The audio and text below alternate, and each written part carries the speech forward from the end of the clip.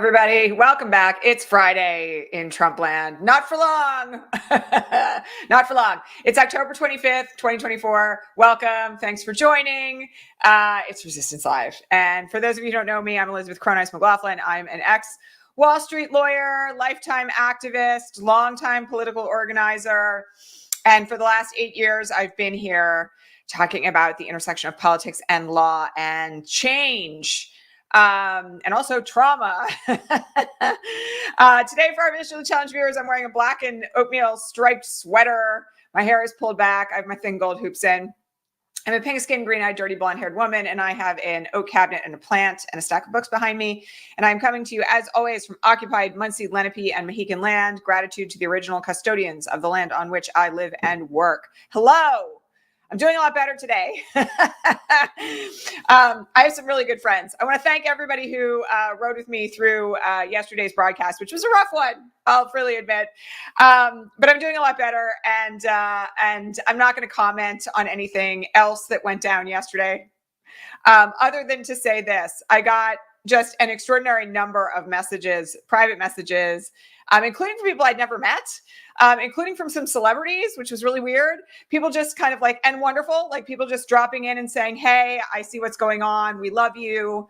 Got your back. You're a great mom, you know, all that kind of stuff. And so that was really, really nice. All right, enough about me. We have big breaking news today about Elon Musk. And I don't know, man. I was laying in bed last night when this story broke, and it put so many pieces together for me about what has been happening at Twitter, because it'll never be X to me. And also why we are seeing so much absolute flooding of disinformation into the space. All right. So let me just say this. Here, let me back up for a second. Wall Street Journal breaks this story about Elon Musk and Vladimir Putin. And it turns out that since like late 2022, Vladimir Putin and Elon Musk have been talking to each other like very, very regularly. And Putin has asked Musk for some favors, things that are like really questionable if you happen to be a US government contractor. Like I kind of have even some questions about, I had a very, many of you know that I started my legal practice in DC and in Northern Virginia. And one of the things about working in that area is that often when you're involved in civil litigation, you end up taking cases by and on behalf of people who are government contractors. And this is a really long time. I haven't done any of this kind of legal work since like 1999. But let me just tell you this. There are terms in those government contracts about what you are and are not allowed to do during the term of the contract and beyond. All right. Like one of the things that you're generally not supposed to do is, you know, like communicate critical information with like enemies of the United States. Like this is sort of like a given, right? And so one of the things that came out in this Wall Street Journal article was that Putin had asked Elon Musk to avoid activating Starlink satellites. And a reminder, Elon Musk owns Starlink, which has satellites that provide communication services also over the Ukraine war. We've already had kind of like a whole scandal about this, where Musk refused to turn on satellites over key positions that were used to defend parts of Ukraine, and Ukrainian soldiers died as a result, right? All of this kind of strings together. All right, but apparently this request that has come in more recently has been to avoid activating Starlink satellites over Taiwan to benefit the Chinese. And apparently Elon Musk did it. And, you know, I just have to say that there's like, there's much more to this story than, you know, like what we know now. But I also have to mention one other thing in relation to this, which is we know that there was Russian money in Musk's acquisition of Twitter. There was breaking news about this like way before like today. Okay. We're talking like maybe like, I think in the last 6 months, the news broke on that. So, you know, one has to ask some very serious questions here about Elon Musk, who we already know is like a rabid white supremacist, like replacement theory fascist kind of character, who has essentially like removed all the guardrails from Twitter and allowed disinformation to run rampant for profit, right? Like I just have to say shout out to everybody who left Twitter as I did in the waning days of 2022. because as soon as I saw what was coming, I was like, well, I'm out. And the irony of this is that late 2022 is the timetable that is listed in this Wall Street Journal article for when Musk and Putin began speaking regularly. And I'm going to remind you all, Musk took over Twitter right before the 2022 midterm elections. So none of this is accidental, right? One of the things that we are seeing, right, is an intersection of the way in which foreign money influence that is designed to undermine democracy in the United States is being played out through connections to American oligarchs, right? Like, I know I spent a lot of time on here joking about broligarchy, right? Like the tech broligarchs in the United States. But seriously, like, let's not forget, this is a model with which Putin is very familiar. His entire country runs on oligarchs. Okay. So essentially what it appears he's trying to do here is to leverage this relationship with Elon Musk to do damage to democracy worldwide. Okay. This is profoundly dangerous. And, I'll just say this. I wonder how much longer Elon Musk is going to have those government contracts. I'm going to mention something else. Those government contracts are extremely valuable, right? We're talking like hundreds of millions, if not billions of dollars. And they relate to way more than just like satellite production, right? So I feel like we've really only touched the tip of the iceberg on this story, but it links to another thing I have to talk about today, which is what's going on in mainstream media sources with billionaire owners. All right. Because there's breaking news this morning out of the Washington Post that the Washington Post may not, for the first time, like ever, endorse a U.S. candidate for president. Why? Well, the rumor that's going around, and this is like a very well-sourced rumor, it comes from a former editor-in-chief of the Washington Post, is that Jeff Bezos is afraid of losing his government contracts if the Washington Post endorses Kamala Harris and Trump gets elected. So all of the things that, and again, I have to point out, there's also this ongoing thing happening at the Los Angeles Times, if you missed it, where the Los Angeles Times refused to endorse, under another billionaire, refused to endorse any candidate for president. And his staff is quitting en masse. Senior editors have walked out and written these really profound public letters about what's happened inside their newspaper. So, one of the things that we have to face down here is that billionaire broligarch influence over media and billionaire broligarch influence over society is at the moment having very anti-democratic, detrimental influence in the waning days of this election. And it has for a really long time. Like, I know those of you who have been here for a really long time have heard me talk so much about how, like, I kind of think billionaires should be taxed out of existence, meaning like, I don't really think that anybody needs to be a billionaire. By the way, if you want to learn more about this entire setup, and how it intersects with philanthropy, I strongly recommend that you read Anand Giridharadas' first book, Winners Take All, because it goes through all the ways in which billionaires who contribute to things like climate change, who contribute to things like the downfall of the ability of the average American to buy a home, right? It talks about how billionaires then go out and like play philanthropists while they're actually a part of the entire engine and running the entire engine that is causing so many of our societal problems. Like, I know I've said this a million times before, but Elon Musk could end homelessness and hunger in America like that if he would choose to, right? But he's not choosing to do that with his money. And that in and of itself is a reason why we need to think about a reallocation of wealth from the billionaire classes, right? I saw some statistic yesterday that like there's 9 families inside the United States. I may be misquoting this, but there's like 9 families inside the United States that have more wealth than the bottom 50% of Americans combined. That kind of wealth disparity is so destructive to a nation and to a culture. And it's also, by the way, one of the qualities of culture that allows for fascism to rise. Like, I'm going all the way back now to like my college education on like economics and radicalism. But I'll just tell you that, one of the predictors of fascism is wealth inequality. So one of the ways that you rectify that is by taxing people who are extremely uber wealthy, which, by the way, was the standard taxing procedure inside the United States until like the 1950s. Like, billionaires used to be billionaires and millionaires, like very, very rich people who would be billionaires in this day and age, used to be taxed at a 90% tax rate in this country, which is why we had like such a more even keeled wealth distribution throughout the 70s and the 80s until Ronald Reagan decided trickle-down economics was like the way to go. All right. So one of the things that we need to think about in light of all of these breaking news stories over the last few days related to billionaires and their, billionaires and their control of media, technology, foreign influence, right, is how we go ahead with making sure that the tax code is legislated, right, in such a way so that we pass legislation that modifies the tax code to allow for high tax rates on billionaires, because so many of our societal ills would be solved if billionaires actually paid their fair share. I feel very, very strongly about this. The author of Winner Takes All is Anand Giridharadas, also the author of an incredible book that I have been recommending literally for like a year and a half since I last interviewed him, called The Persuaders, which is about how to persuade all the people that you know about why democracy matters so much. That's the book that we used in our training for Mobilize 2024, all the way back in January. All right. Strongly, strongly recommend him. He, by the way, also has a Substack called The Ink, which is really good. He wrote a piece yesterday, irony of ironies, about how real men don't want Putin, and about how real men should stand up and essentially stop complaining and show up and vote for Kamala Harris.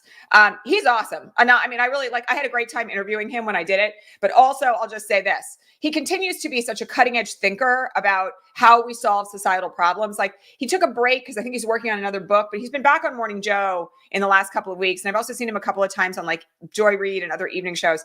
And every single time Anand talks, and this is very much what it's like interviewing him generally, every single time he talks, you have a moment where you're like, wow, like, he gets it, right? Like, he really gets it. And he also has like a really funny way of saying it. Like, you know, one of the things that he said on Joy Reid, I think last week, was that real men don't want to be Elon Musk's bitches. And, you know, I think that that's a slogan for the era. All right. But in any event, if you want to understand the history of how we got here, I strongly recommend that you read Winners Take All. It's a great book. And also just keep in mind that, you know, one of the things that we have to deal with, assuming when, knock wood, Harris Walls are elected and we take back the House and we hold the Senate, is this issue of how billionaires have so much control over media and over technology and over our data, right, in this era, and what the adverse effects that it's having on society as a whole. All right. Really, really, really important thing to focus on. And, you know, obviously there's going to be a lot more breaking news. I'm 100% certain about this whole situation with Musk and Putin. I don't even want to go there. Like, there's part of me that's like, oh my God, because I just have one of those feelings, right? Like I do sometimes, that what's really going on under the surface here is so evil and has probably cost a lot of lives, that I just know when that Pandora's box gets opened, what's going to come out of it is going to be horrifying. So we shall see. All right. We had some very good breaking legal news yesterday, which is that Colorado. I'm coming to Colorado in a minute. Ohio's abortion ban was struck down by a county judge on the basis of the new Ohio ballot amendment that passed in 2023 that sanctified the right to abortion in the Ohio Constitution. Again, I just have to point out, we talked about this yesterday, about all the good breaking legal news that we are having right now. It is so important that we celebrate every single one of these wins. And, you know, again, I got to remind everybody that the wins that we are looking at right now are not just wins on voting rights, although there have been an enormous number of them, as we talked about yesterday. They're also wins that are ensconcing human rights, that are holding people accountable, that are making sure that people like Rudy Giuliani fulfill their judgments to Shay Moss and Ruby Freeman. Every single one of these legal judgments that are going in favor of good causes and in favor of democracy right now are ones that we need to celebrate and note, all right? Because one of the things that I keep having to point out here, I'm still laughing about the person who, like, last week said I was a Merrick Garland apologist, which is hilarious. Like, I because, like, I've really kind of been anything but, you know, nonetheless, I have to point out that, you know, one of the things that one of the things that causes fascism to get a foothold is distrust in institutions. So like, you all know we have this program coming up after the election. By the way, you can get on the interest list in the box below if you would care to, or you can write the word program in the comments and someone in my staff is going to pop in there and get you a link.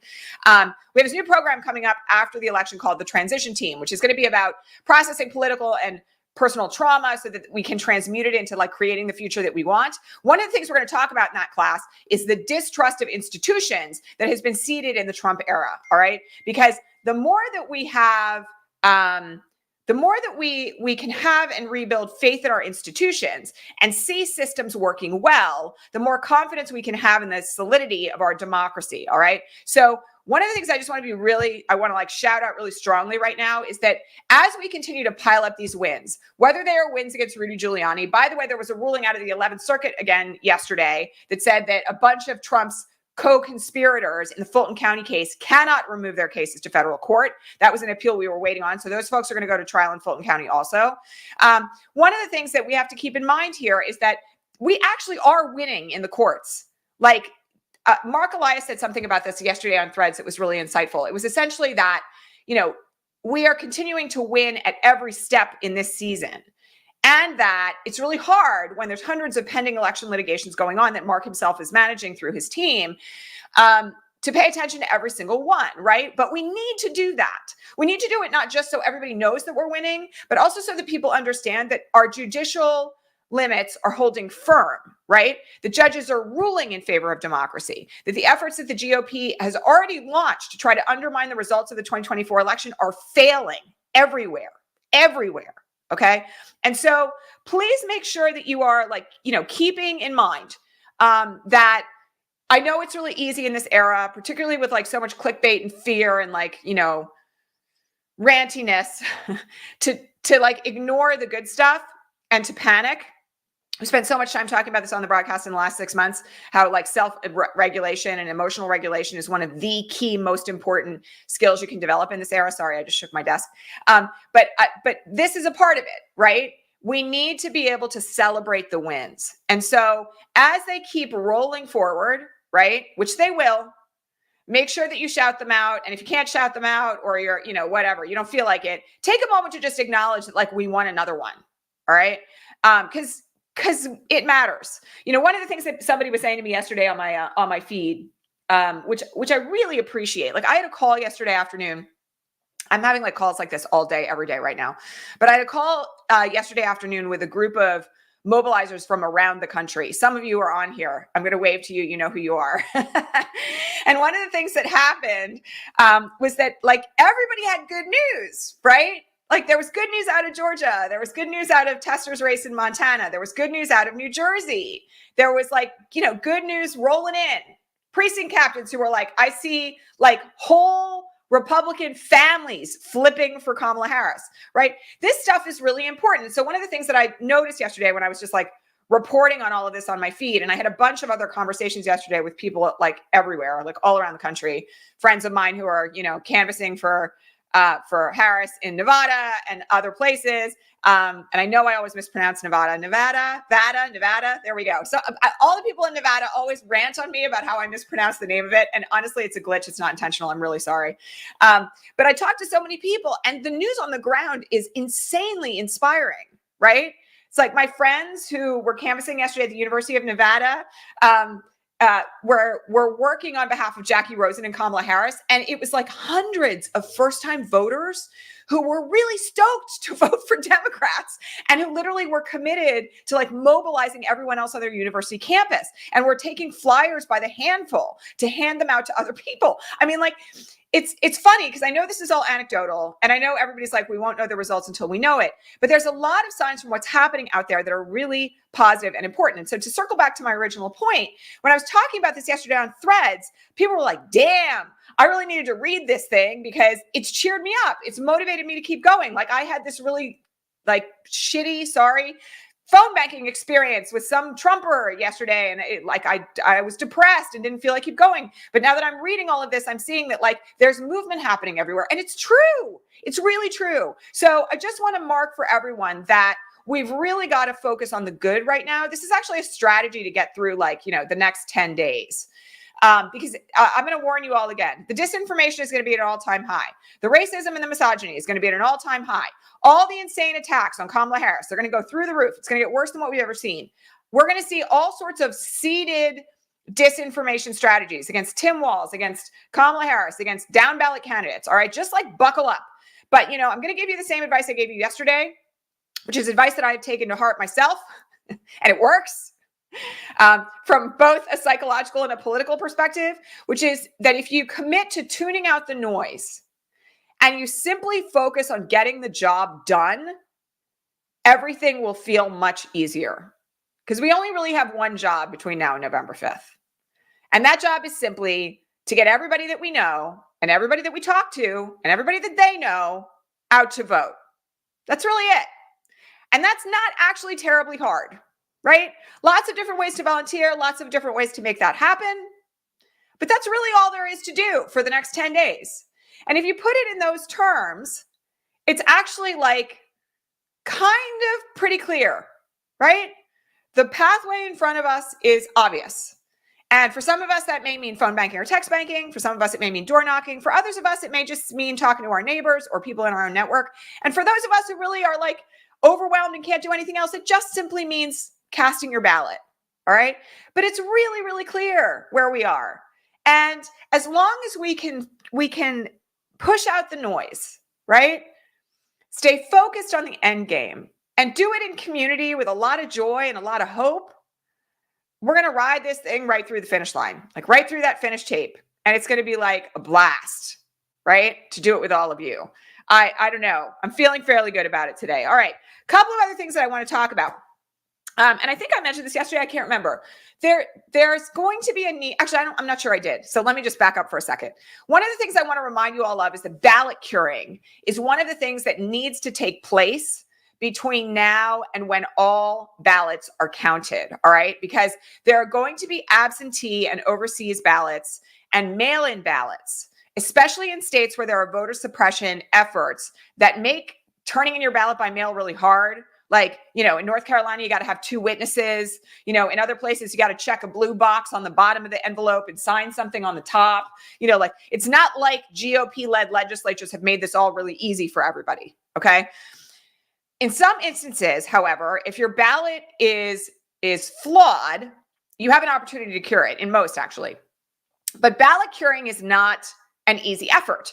And so many of you have done this in prior elections, and I want to just encourage you to think about it here. One of the ways that you can volunteer is to help cure ballots.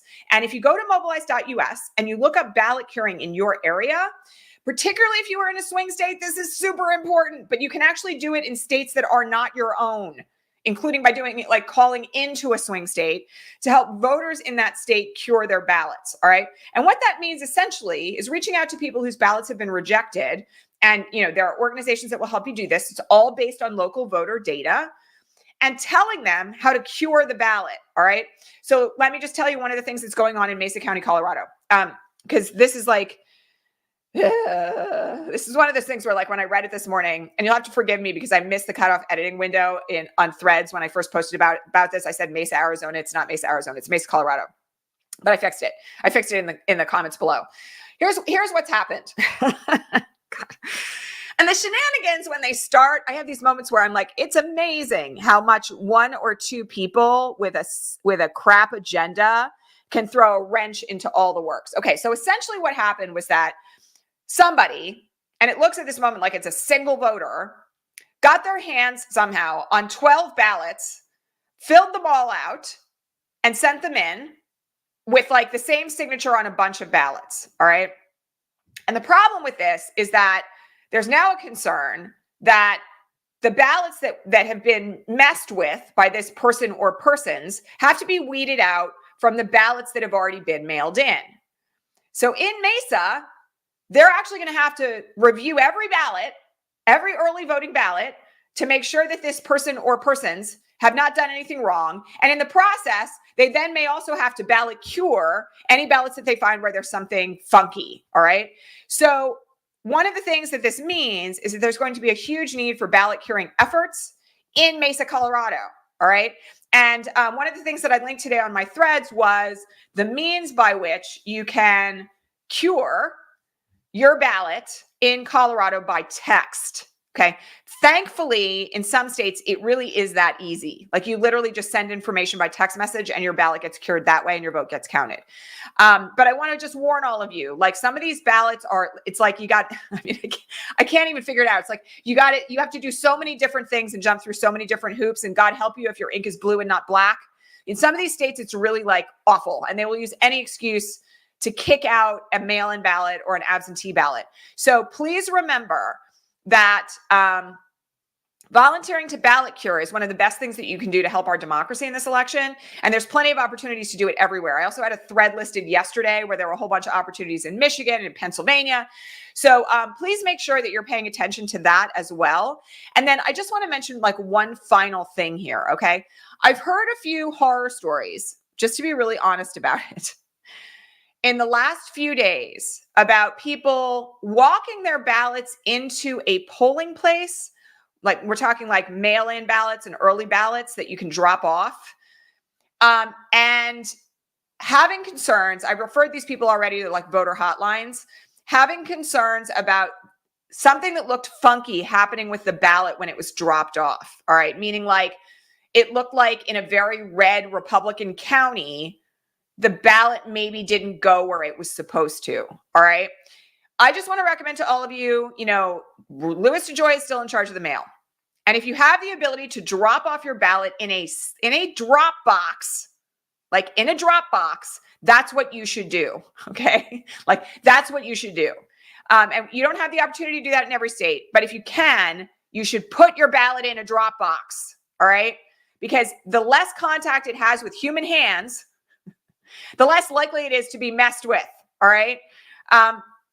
So please make sure that you are doing the thing that is the most likely to get your ballot counted. All right. Few other things to note today. Early voting opens in New Jersey and a number of other states tomorrow. I am going to be voting tomorrow. I hope to be first in line, and the kids are coming and we're bringing snacks and water. Please, again, reminder, if you can early vote, vote as early as you can. Again, I feel like I've said this over and over again since early voting first started earlier this month. But the earlier that you vote, the easier that you make it on local mobilizers, because once your ballot is counted, they no longer have to reach out to you because the records show that you are done. All right. It makes it much easier for local organizers, through those apps that we've all used when we canvass, to reach out only to households where there are likely Democratic voters who need to vote. All right. So do your part, help out your local organizers, and also remember that one of the things that is going to make sure that the election gets called as quickly as possible is voting as early as possible in states where your ballot is counted immediately. It doesn't count in every state immediately, but in a lot of states it is. Okay. Final note for today, because you're going to hear me say this a lot for the next 10 days also, please do not forget to remind people that not having the election called on November 5th itself is not a sign of fraud or that anything is wrong. Okay. In fact, it's a sign that democracy is at work because votes are being counted and we want the results to be correct. All right. So vote early. So hopefully we get it called as quickly as possible. I still, in my happy space, have fantasies of Florida and Texas flipping blue and having it all be over before the polls even close in California. But, nonetheless, vote as early as you possibly can. Let's get it done. Okay. And one final, I know I've said one final 3 times now. Sorry, you guys. One last note for today. Okay. One of the things that I really do want people to think about, just because I know you guys may need a little hopium today, is that there's a lot of anecdotal stories coming out about Republican households and whole Republican blocks in certain precincts flipping for Harris Walls.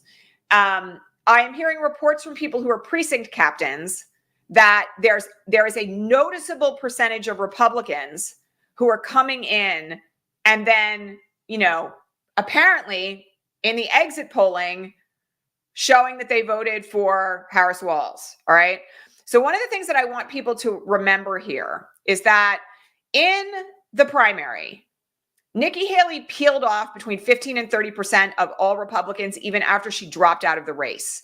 There are more never Trump Republicans than we might currently expect. And so one of the things that I want people to just remember here is that just because we're looking at the numbers of like how many Democrats and how many Republicans have turned out in early voting, that doesn't account for how many Republicans might have turned out in early voting who are voting for Harris, right? So hold on to your hats. It's not over till it's over. All gas, no brakes. All the same things are true, okay? But also just remember, again, like tune out all the noise. The path is clear. All we have to do for the next 10 days is just like get out the vote, get as many people as we can out to the polls. Like that's literally it. All right. And we can do it all in community, and we can do it all with a lot of joy, and we can do it all surrounded with hope. Jean's right. There are also so many independents. And I really want people to kind of like stay clear-headed right now, right? Remember that we're in this with like really good people who have been fighting for generations, people who have fought for the right to vote in some instances, right? That we are in this in a huge collective of people who are fighting to preserve democracy and build a better future, all right? And whether you know those people or not, whether you're a blue dot in a red state and your head feels like heavy some days because of what you're facing down, just remember that there are millions of people out here who are on our side, right? And who are doing the work and have been doing it for a very long time. You all know I've been doing this work since I was like 15, right? And I'm 53 years old now. There are people whose shoulders I stand on who are absolute giants in terms of voter mobilization and voter work. Some of them are friends of mine. Some of them are just people that I've admired my entire life. Okay.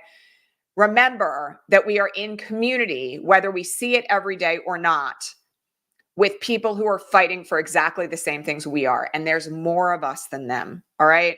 So keep your nose to the grindstone, keep your chins up, right? I don't know how you would do that. Nose down, chin up.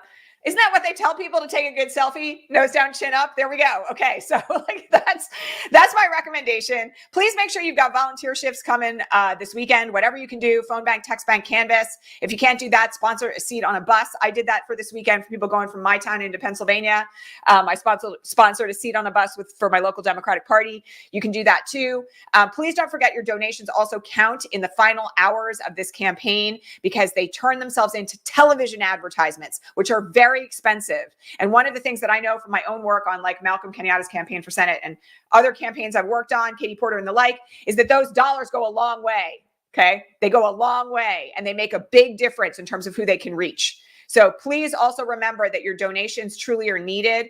And I just will remind you all, I also posted yesterday on Threads a whole list of Senate candidates that are trying to flip seats, as well as Sherrod Brown and John Tester are trying to hang on to those so that you can phone bank for them no matter where you live. All right. There's so much work to be done and so many ways to do it. And I want all of you to commit to just doing something this weekend. It really doesn't matter what it is. If it's a donation of $5 or it's spending your whole weekend canvassing in a swing state, there's a lot of things to do in between. Please do something. All right. Because like a week from Tuesday, my friends, this whole thing it's done. And then we just wait. And maybe we won't have to wait that long. All right. I can't believe we're like kind of coming down to it. All right. I love you guys. I'd say thank you to this amazing community. You all have really buoyed me and lifted me up and had my back. And you're amazing. I have to shout out especially the people who have been here from like the very beginning, from that first live broadcast in front of the Brooklyn federal courthouse the night the Muslim ban was overturned. We're coming up here now before too long to our 8th anniversary, which is insane. But I know who you are. Some of you were actually with me at that protest. I got to thank you all. Just thank you all so much for being here for me, for seeing me, for having my back, for loving on me and my kids. You're amazing. And I'm so grateful also to all of you for just like getting out there and doing the work, because this is what democracy is all about. All right, my friends, you're the best. Progressive coffee hour this weekend for our Patreon subscribers. I think we're going to have one. But once again, I'm having like a scheduling issue. So just stay tuned to the Patreon feed. And, by the way, if you're not on the Patreon feed, you want to join us this weekend for Progressive Coffee Hour, which is like our loosey-goosey Ask Me Anything kind of hour on Patreon over the weekend. You can do that over at patreon.com/resistancelive. You can get in on that by becoming a paid subscriber there. I think there's going to be one this weekend. I do not yet know the time. And so stick with me on that. I got like kid activities and auditions for the school play and a bunch of other things going on this weekend. So there's a lot of moving pieces, but I'm going to try to find a time very soon. All right. So like hopefully we'll make an announcement on that by tonight on the Patreon feed. All right. That's it. Love you guys. I will see you all here very soon. If I don't see you this weekend on Progressive Coffee Hour, I will see you on Monday, if not before, if there's a need for any kind of emergency broadcast. And keep on keeping on, my friends. All right. We're in the home stretch. You guys are awesome. All right. Bye.